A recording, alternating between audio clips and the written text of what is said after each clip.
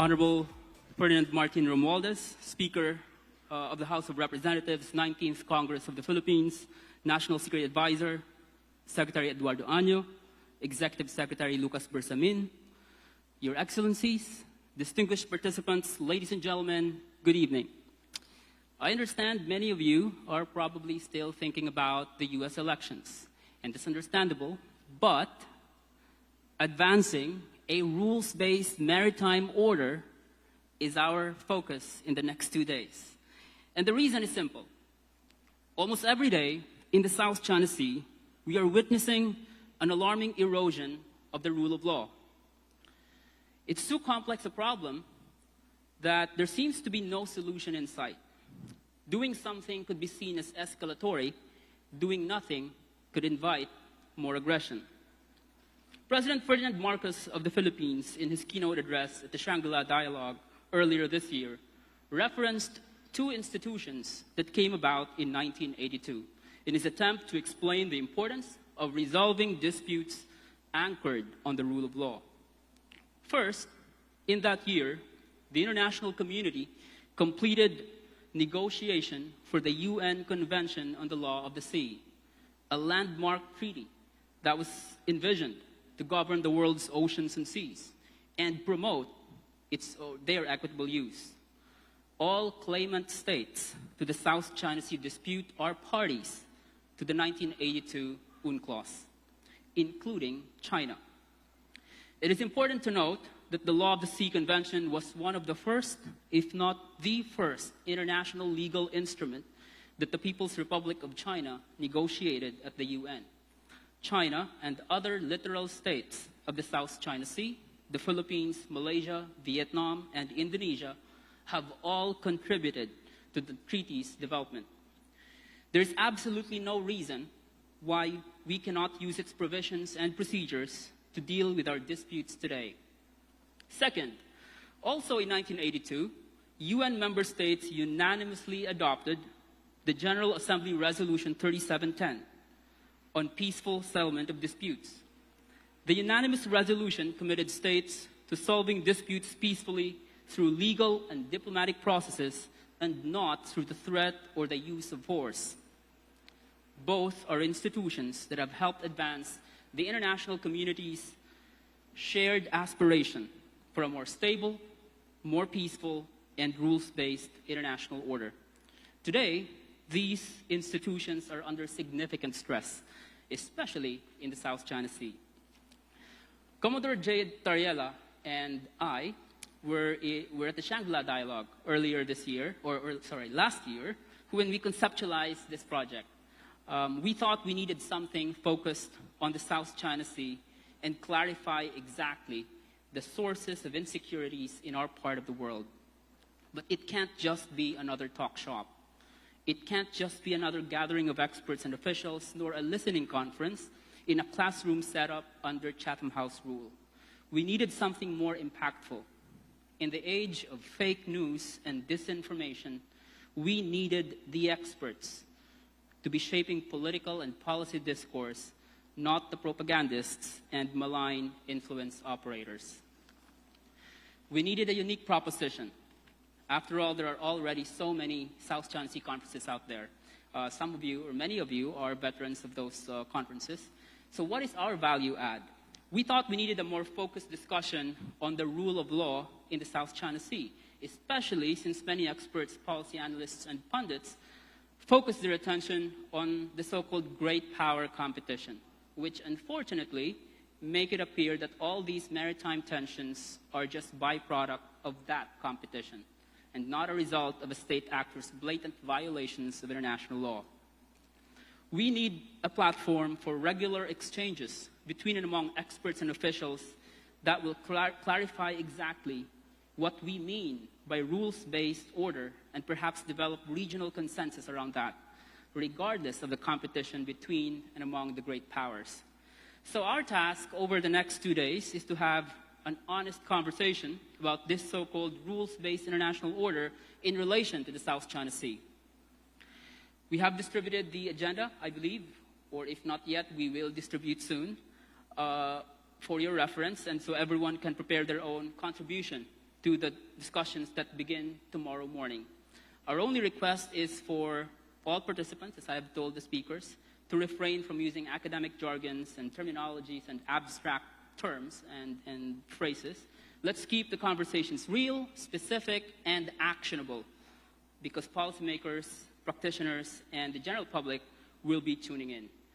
So that's it for agenda setting, but before I hand over to our distinguished speakers tonight, let me just take this opportunity to thank again the National Security Advisor, Secretary Anyo, Executive Secretary Lucas Bersamin, PCG Commandant Admiral Ronnie Gavan, Commodore J. Tariela, Commodore Nelson Timbang, and other PCG officers, and all our partners in the Philippine government for making this dialogue happen.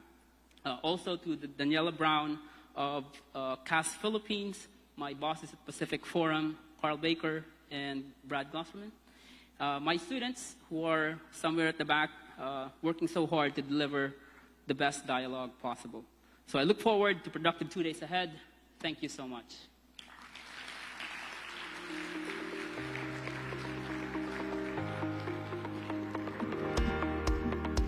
Thank you very much, sir. Once again, we've heard from Dr. Depri or Danielle. At this point, for our opening remarks, may we respectfully request the National Security Advisor of the Philippines, Secretary Eduardo M. Anyo. Let's give him a big, big round of applause as well.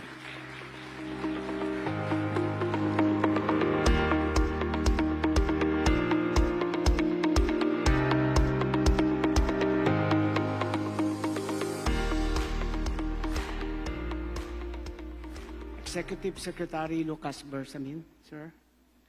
Speaker Ferdinand Martin Romualdez, members of the Diplomatic Corps present, Her Excellency Mary Kay Carlson, Ambassador of the U.S. to the Philippines, His Excellency Endo Kazuya, Ambassador of Japan to the Philippines, His Excellency Harsh Kumar Jain, Ambassador of India to the Philippines, His Excellency Andreas Michael Papernoski, Ambassador of Germany to the Philippines, His Excellency Lai Tai Bin, Ambassador of Vietnam to the Philippines, Her Excellency Constance Si, Ambassador of Singapore to the Philippines, Her Excellency Hai Kyong Yu, Ambassador of Australia to the Philippines, Her Excellency Catherine McIntosh, Ambassador of New Zealand to the Philippines, Undersecretary Nestor Jericho from NSC, USEC Alex Lopez from the National Maritime Council, Admiral Ronnie Gavan from the Philippine Coast Guard, Assistant Secretary Jonathan Malaya from NSC, Ms. Daniela Brown, Country Director of CAS Philippines, of course, Dr. Jeffrey Ordanya, the lead convener, the Manila Dialogue on the South China Sea. Other officials and representatives from the national government agencies, speaker and participants of the Manila Dialogue on the South China Sea, friends from the media, honored guests, ladies and gentlemen, good evening. At the Shangri-La Dialogue in Singapore earlier this year, President Ferdinand R. Marcos Jr. emphasized the importance of resolving maritime differences in the South China Sea based on international law while respecting the legitimate interests and legally settled rights of all parties. I believe many of you present here tonight who listened to that speech would agree that the President's call resonated with political leaders, policymakers, and thought leaders from across Southeast Asia and beyond. In response to that principled call to promote a rule-based order, it is my honor to welcome you to the inaugural Manila Dialogue on the South China Sea. This gathering provides another open and constructive platform to tackle critical issues confronting our maritime environment and to advance our collective pursuit of a stable, just, and rule-based maritime order, not only within the Philippines and the region, but also through the world over. Indeed, addressing and managing the challenges in the South China Sea does not only concern and benefit the Philippines, but also the other coastal states surrounding this strategic waterway, most especially our ASEAN neighbors. More importantly, it fully affects the world order that we have always been trying to build and fortify, anchored on our enduring commitment to the fundamental tenet of sovereignty, sovereign equality of states, and amity with all nations. In such respect, the staging of this dialogue is not merely for a single state, but for all nations, who all share the progressive and principled vision for a world that is more just, peaceful, and prosperous. Our united call reverberates across the world. For the Philippines, our lawful interests and rights in the South China Sea represent not only an area of vast natural wealth, but a core component of our national identity and sovereignty. The same is true with other claimant states and to all other nations in the world whose territories are threatened and whose interests are subordinated. I say then that preserving territorial integrity is foundational for us, as it is for the rest of the other states. Therefore, our commitment to upholding these rights and ensuring that our sovereignty must remain intact and inviolable. This creates a clear and resonating message to other countries to take actions not only for their own interest, but also for the greater peace, stability, and prosperity around the globe. This is because we all envision a thriving ASEAN and a secure and stable Indo-Pacific region that really enables coastal states to explore and exploit and conserve and manage their maritime wealth, thereby promoting sustainable use of resources. As we all know, these waters hold immense value for our nation's human and food security, economic resilience, and environmental health.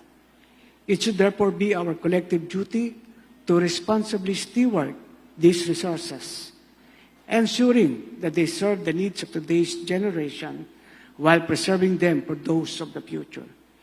In the same vein, we must lock our arms in rejecting any actions that threaten the sustainable management of these resources or that jeopardize the livelihoods of our coastal communities. Maintaining regional stability remains a critical objective. The SCS is a vital international waterway, essential for commerce, security, and cooperation. As the Philippines defends its own rights and stands firmly with other nations to protect whatever endangers and compromises ours, we also recognize our responsibility to foster an environment of peace and stability that benefits the broader region. This requires a sustained commitment to a rule-based order, one where international law, not power dynamics, dictates the rights and responsibilities of the states. We face a choice: either uphold a world governed by rule of law or risk a return to a world governed by power alone. But for us peace-loving nations, the South China Sea should not be an arena of conflict, but it must be a sea that springs cooperation and prosperity without sacrificing our sovereignty, sovereign rights, territorial integrity, and jurisdiction. This is why we are here. The Manila Dialogue is our response to a reality we cannot ignore. The challenges in the SCS are unlikely to diminish soon, and the security situation continues to evolve as regional powers and players shape the security environment, affecting not just the Philippines, but also other states.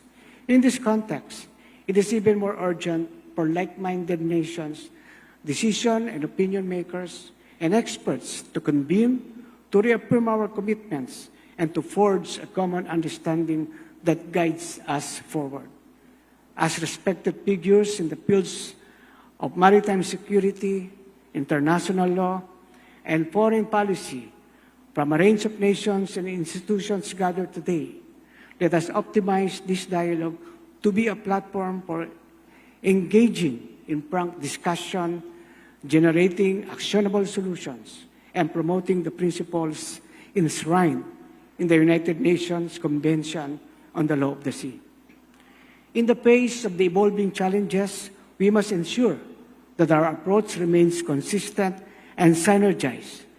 This dialogue, therefore, is not just a forum for discussion, it is a vital arena for reinforcing our collective stance, recommitting to a common understanding, and reaffirming the principles enshrined in the UNCLOS for all states. It is a shared space where diverse gathering underscores our collective commitment to positive engagement under a rule-based international order, presenting us a tremendous opportunity to exchange insights and lay out pathways that benefit all. In convening the Manila Dialogue, we seek to bolster regional and global cooperation, recognizing that security, prosperity, and environmental sustainability in the SCS hinge on a unified approach. This dialogue is an opportunity to explore sound and pragmatic solutions that reaffirm and align our shared commitment to regional and global cooperation towards preserving and safeguarding the region's resources and upholding a stable and just maritime order. With all our active participation, we hope to effectively navigate the complexities of our maritime challenges and transform the SCS into a model of collaboration that benefits not only our region, but the whole world. And with our aim for continuity of this gathering through its annual conduct, we hope to invite and entice more participants from other states to get involved and openly discuss pressing concerns and build up on our engagements and cooperations. In closing, my deepest gratitude and congratulations go to our partners. I'll mention the Philippine Coast Guard, particularly the West Philippine Sea Transparency Office, the Presidential Communications Office, the Philippine Information Agency, for their efforts in making this event a reality. I also profoundly thank and commend Dr. Jeffrey Ordaniel of the We Protect Our Seas Advocacy Group, our lead convener, for bringing together this esteemed assembly of experts and officials. We are equally grateful to our international partners and sponsors, Pacific Forum International through its Executive Director, Mr. Carl Baker, and CAS Philippines through its Country Director, Ms. Daniela Braun, among many others whose support underscores the global stakes involved in maintaining stability and peace in the region.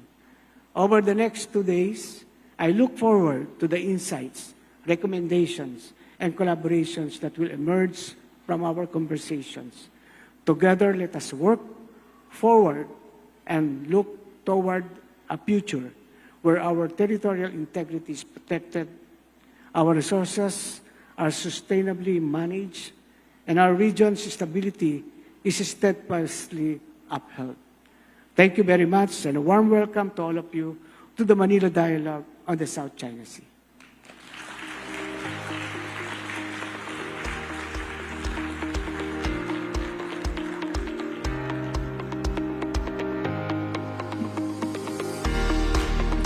There you have it. We just heard from the National Security Advisor of the Philippines, Secretary Eduardo M. Añez. Sir, thank you very much for that opening remark.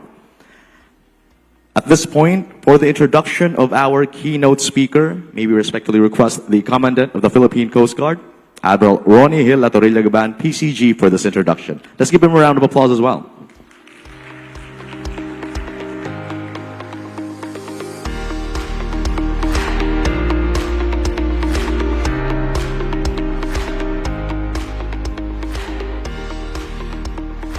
Your Excellencies, friends, ladies and gentlemen, good evening.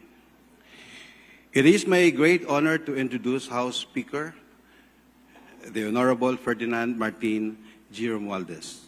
With a deep commitment to public service, Speaker Romualdez began his political journey representing the 1st District of Leyte Province in the House of Representatives.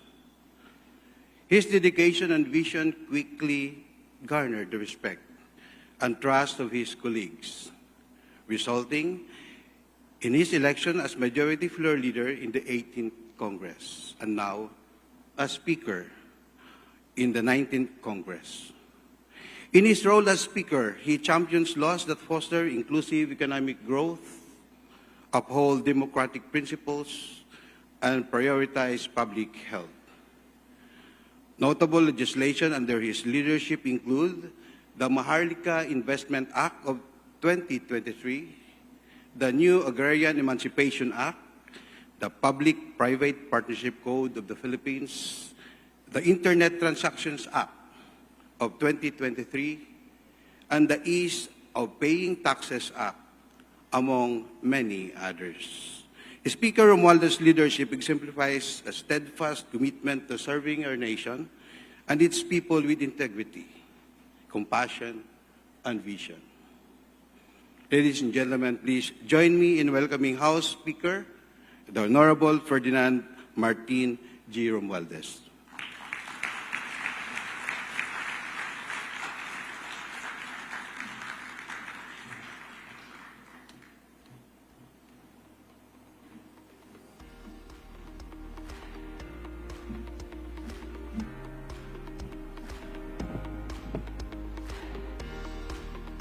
Thank you for the kind introduction. I'd like to, of course, acknowledge our esteemed members from the Diplomatic Corps. A special mention to Ambassador Mary Kay Carlson, and congratulations on the election of President Donald J. Trump for the United States. To our Executive Secretary, Lucas Bersamin, our National Security Advisor, Eduardo Año, our Philippine Coast Guard Commandant, Admiral Ronnie Hill Gavan, our Philippine Coast Guard spokesperson for the West Philippine Sea, Commodore J. Tariela, the Manila Dialogue on South China Sea lead convener, Dr. Jeffrey Daniel, the Konrad Adenauer Stiftung Philippines Country Director, Daniela Braun, our friends from the West Philippine Sea Transparency Office, National Security Council, We Protect Our Seas Advocacy Group, our Philippine Coast Guard, our friends from the local and foreign media, esteemed guests, ladies and gentlemen. I am grateful to address you today, not just as the Speaker of the House of Representatives, but as a fellow Filipino who, like many of you, feels a profound duty to protect our sovereignty and our people and our future in the West Philippine Sea. Our stand on these waters is not just a matter of geography, it is a matter of national pride, economic security, and the legacy we will pass on to future generations. Since 2016, the Arbitral Award has stood as a landmark of justice and affirmation of the United Nations Convention on the Law of the Seas. This ruling affirms that our rights in these waters are recognized, legitimate, and must be respected by all. It invalidated claims that attempt to exceed the legal bounds set by UNCLOS, and it firmly established our sovereign rights and jurisdiction in our exclusive economic zone. Yet the journey from a ruling to reality is long and requires not just vigilance, but sustained action. The issues in the West Philippine Sea are complex, involving competing claims and pressures. Our approach must remain anchored on international law, but also dynamic, recognizing the power of alliances, diplomacy, and transparent communication. While we seek peace and dialogue, we must also be prepared to defend our interests, our people, and our environment. The Philippines has chosen a principled path of peaceful assertion, aiming to resolve disputes without conflict. We see this approach not as a sign of weakness, but rather as a testament to our commitment to international law, particularly the 1982 Manila Declaration on the peaceful settlement of international disputes. We continue to pursue all avenues for constructive dialogue, and we value gatherings like this Manila Dialogue, where government leaders, policymakers, academics, and security experts converge to generate innovative and sustainable solutions.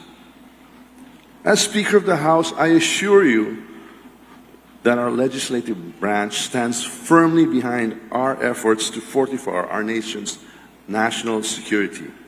We are bolstering our Coast Guard, investing in maritime research, and working closely with our regional allies to ensure a free, open, and stable South China Sea. However, these measures alone will not suffice. Protecting our rights requires not only a military presence, but a united nation backed by allies who value the rule of law. In recent months, the provocations in the West Philippine Sea have escalated. Just this year, our Coast Guard vessels and civilian fishermen have faced ramming incidents, water cannon attacks, and interference by foreign vessels.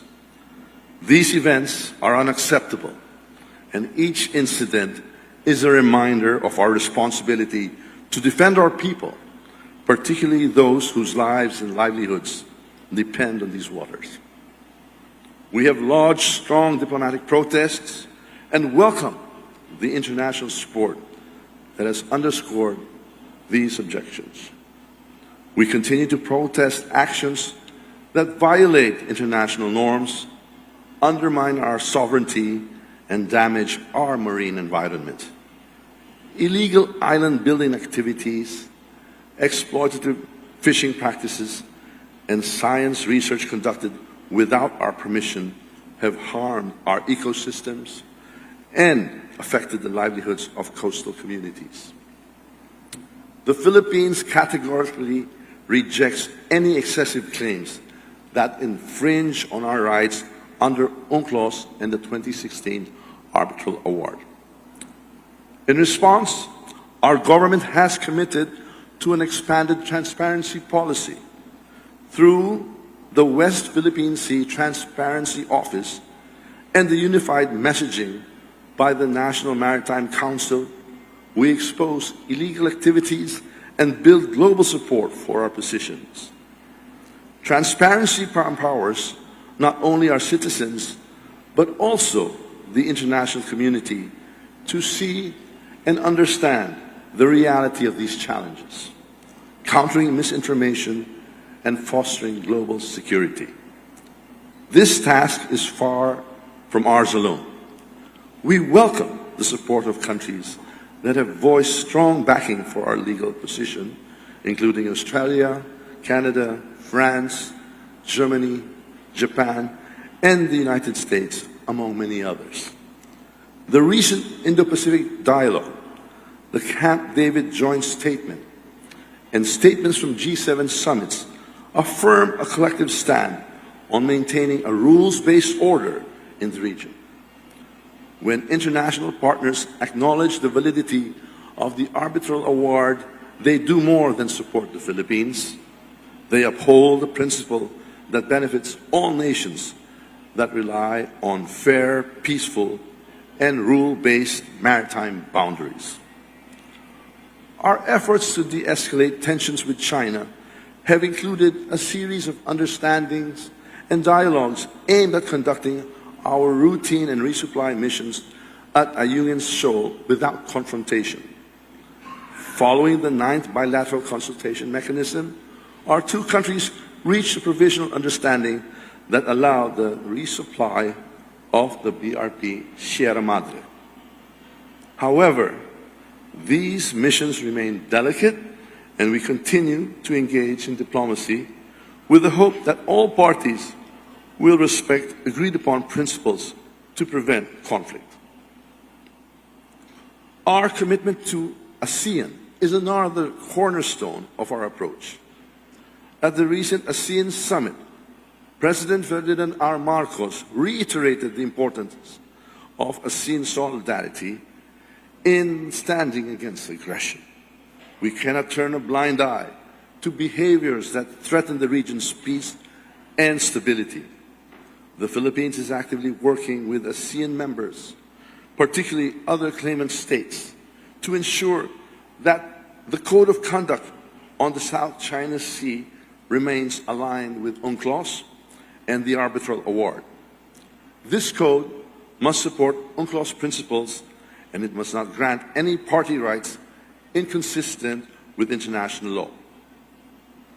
As we work toward a code of conduct, we emphasize the urgency of concluding a meaningful agreement that promotes peace, respects all states' interests, and establishes mechanisms for fair, predictable cooperation.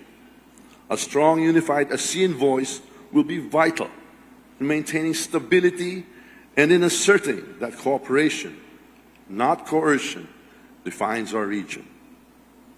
On the domestic front, we have ramped up efforts to foster a national consciousness of our cause. Public awareness campaigns are essential. Every Filipino has a stake in the West Philippine Sea. By educating our citizens and amplifying our message globally, we empower Filipinos to serve as ambassadors of our national interests. It is through this collective consciousness that we draw strength, a shared resilience, and a commitment to defend what is rightfully ours. As we look ahead, let me be clear. Defending the West Philippine Sea is not a task we can defer to future generations. The time to act is now, and this is a task for all sectors of society, from our fisher folk to our military, from our diplomats to our legislators. Each of us plays a role significant in safeguarding our future. The waters of the West Philippine Sea hold resources that feed millions. They support our economy, and they are integral to the national legacy we must preserve for all Filipinos. In closing, let us remember that our stand is about more than territory. It is about principles. It is about asserting that every nation, regardless of its size or power, deserves respect for its sovereignty. It is about proving that the rule of law is a force stronger than aggression.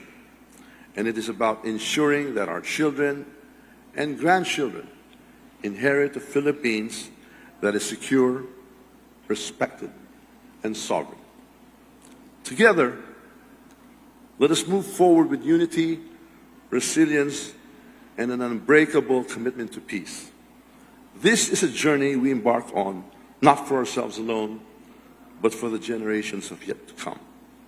Our cause is just, our resolve is strong, and with the support of our allies and the solidarity of our people, we will uphold the dignity and the sovereignty of the Philippines. Thank you, and may our united efforts bring peace, stability, and prosperity to our beloved nation. Mabuhay.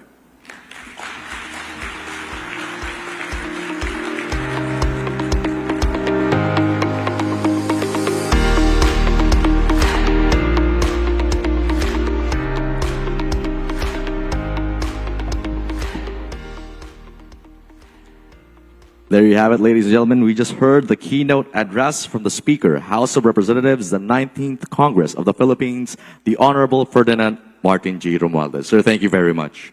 And at this point, we will be hearing the keynote remarks representing the President of the Philippines, His Excellency Ferdinand R. Marcos Jr. May we also respectfully request the Executive Secretary, Office of the President of the Philippines, Executive Secretary Lucas Bersamin. Let's give him a round of applause.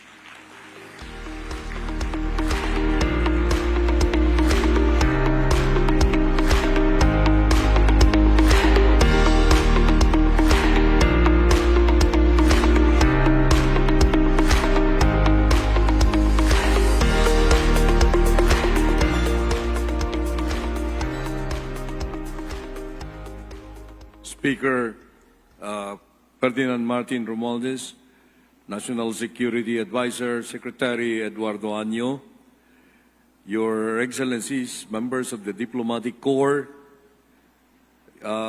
foreign guests who are taking part in this dialogue, stakeholders of the West Philippine Sea, South China Sea.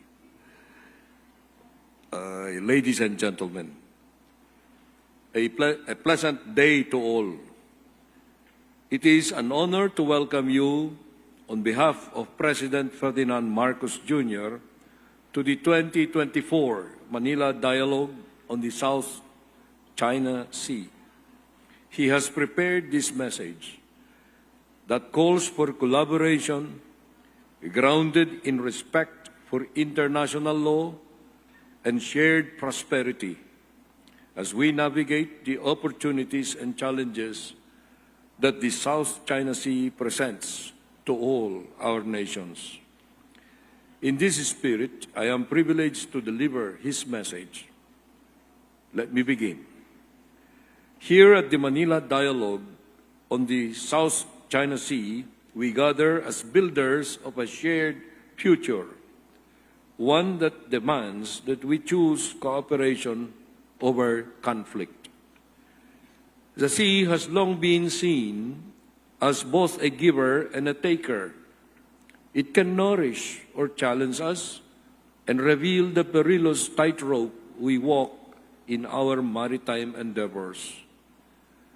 With the Track 1.5 dialogues with academics and stakeholders, we ventilate ideas and perspectives while the government seeks peaceful and constructive ways forward in line with the 1982 Manila Declaration on the Peaceful Settlement of International Disputes. Even as we explore all avenues toward promoting and preserving the national interest, we emphasize that the Philippine entitlements under UNCLOS were affirmed by the 2016 Arbitral Award, and our policies will remain anchored on these instruments. This year, we witnessed several encounters in the West Philippine Sea that resulted in injuries to Philippine personnel, as well as loss and damage to Philippine equipment worth millions. In this light, we have maintained our strategic presence in the West Philippine Sea. Along with this, we will continue to publicly stand on the foundation of international law, UNCLOS, and the 2016 Arbitral Award. The Philippines also rejects and denounces excessive claims and aggressive actions as they undermine the rule of law and the very principles that ensure peace and stability in our region. Keeping with the hope of open dialogue, we will continually pursue broad public diplomacy and awareness efforts. We seek to empower our citizens to become ambassadors for our cause and foster a profound national consciousness of our interest in the West Philippine Sea. As we inform our citizens and the global community, we foster a deep appreciation for the rule of law and garner broader support for our position. To this end, the Philippine government, through the National Maritime Council, has adopted unified messaging on matters relating to the West Philippine Sea, as well as coordinating communications on developments, issues, and concerns in the said area. The Philippines is sincere, frank, and candid in these exchanges, while also firm and unequivocal about the national position and the need to uphold international law. At the recently concluded ASEAN Summit in Vientiane, Laos, We have urged the ASEAN to unite the region as a bulwark against external threats and conflicts, and ensure that its member states can lead its existence free from interference, subversion, and coercion. To address this, we have offered help and cooperation in the South China Sea, such as joint exercises and continued discussions on how to keep peace in the region. As regards the Code of Conduct on the South China Sea, we recognize that there should be more urgency in the pace of negotiations and that it is time to tackle the Code's milestone issues directly so we can make substantive progress moving forward. To this end, the Philippines will continue to work with ASEAN member states and China towards the early conclusion of an effective and substantive Code of Conduct in the South China Sea. I hope that the discussions on this occasion will yield peace and cooperation as we strengthen our conversations and strive to resolve these matters. In this critical moment, we can craft a legacy rooted in collaboration and respect, one that future generations will look back on as a defining turning point in our shared journey toward lasting harmony and prosperity. Maraming salamat at mabuhay tayong lahat. Mabuhay ang bagong Pilipinas.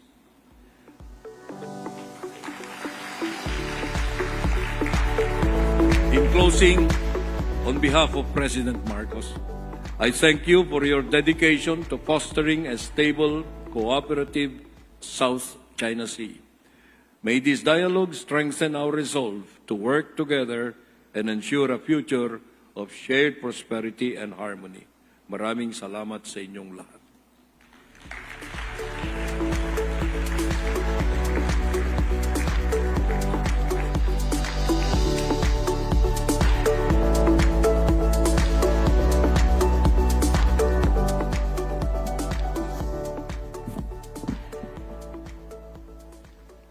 There you have it, ladies and gentlemen. You just heard from the Executive Secretary of the Office of the President of the Philippines, Executive Secretary Lucas P. Bersamin. Sir, thank you very much for that.